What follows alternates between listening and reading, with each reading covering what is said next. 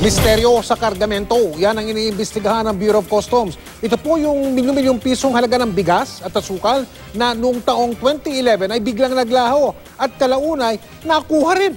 Pero ngayon, nawala na naman. Ba talaga ito? Nawala na naman sa bodega. Nakatutok si June Veneracion. Eksklusibo. Taong 2011, nang pumutok ang balitang halos 2,000 container ng bigas, asukal at iba pang produkto ang nawala na parang bula. Nangyari ito sa pagitan ng Mayo at Hunyo ng taong yun, sa ilalim ng liderato ni dating Customs Commissioner Angelito Alvarez.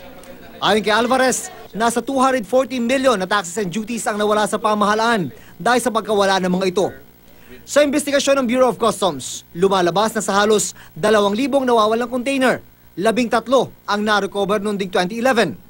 Nakita ang mga container ng bigas at asukal sa isang warehouse sa C3 Road na pag-aari ng isang private company. Pero sa inventory report ng BOC na nakuha ng GMA News, wala na rin sa warehouse ang 13 container nang mag-ocular inspection ang mga taga-BOC noong November 12, 2015. At sa pagtatanong ng team ng customs sa gwardiya ng warehouse, 2012 pa raw wala na sa loob ng bodega ang mga bigas at asukal.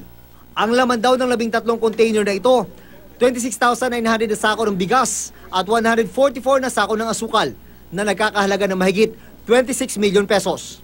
Yun minsan ang iniimbestigahan namin paano nangyari ngayon na bakit na-recover na yan, nawala uli. At bakit nagtagal? Anong dahilan? Bakit nagtagal yung pagdinig dun sa kaso? 2011 pa ito nangyari, pero 2015 na, patapos pa lang ang forfeiture case. Ayon sa Customs Intelligence and Investigation Service o CIIS, nakapagtataka na nakapadlock at nakaselyo ang warehouse pero nagawa pa rin ilabas ang 13 container.